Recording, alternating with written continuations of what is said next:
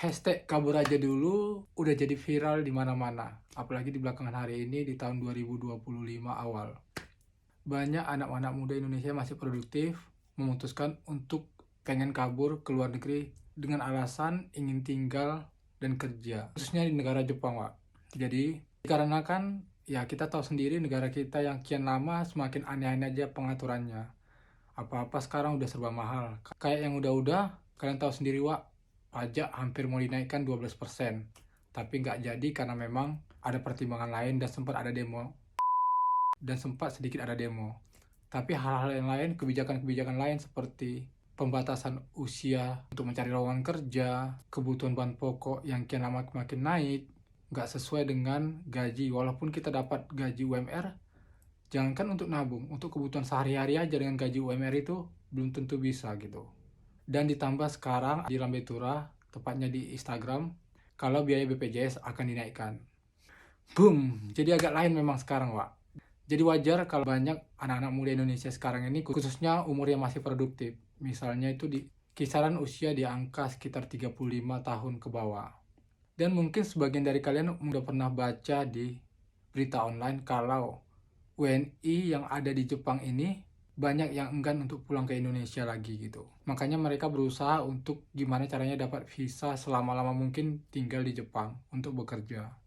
Dan ini bukan berita bohong, Wak. Jadi menurutku sih hal ini wajar. Karena memang kita tahu sendiri gimana sulitnya di Indonesia.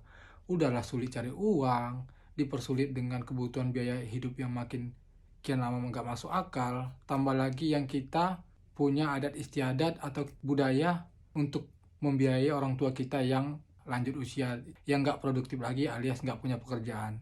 Itu salah satu budaya yang mungkin menurutku sulit untuk dihindari di Indonesia. Jadi kalau misalnya kayak di Jepang ini, nggak ada tanggung jawab seorang anak itu harus membiayai orang tuanya.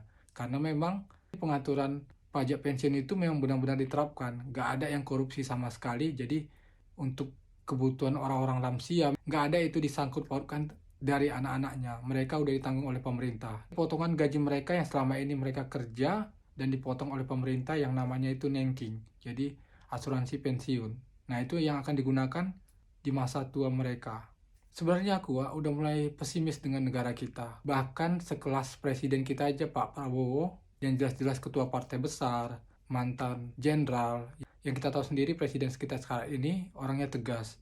Presiden sehebat Pak Prabowo aja itu udah kesulitan untuk menangani pejabat-pejabat yang korupsi. Memang udah sulit di negara kita saat ini karena budaya korupsi itu udah menjadi hal yang biasa, Wak, gitu. Aku juga sebagai rakyat Indonesia yang tinggal di luar negeri, ketepatan saat ini tinggal di Jepang, di tahun 2029 nanti, kalaupun ada pemilihan lagi, kalau nggak ada salah satu capres dan cawapres yang program kerjanya itu koruptor dihukum mati, jujur aku nggak akan percaya Indonesia bisa maju, Wak. Jadi buat teman-teman yang mungkin pada saat ini punya keinginan untuk kerja atau magang ke Jepang, silahkan dari sekarang belajar huruf hiragana dan katakana. Dan setelah kalian lulus sekolah, silahkan masuk LPK supaya kalian bisa segera terbang ke Jepang. Dan buat teman-teman juga yang udah di LPK saat ini, semangat belajarnya. Karena kalau semakin lama kalian menunggu, usia kalian semakin banyak, ada waktu yang terbuang sia-sia gitu di masa muda kalian. Sebaiknya segeralah belajar supaya bisa segera sampai ke Jepang.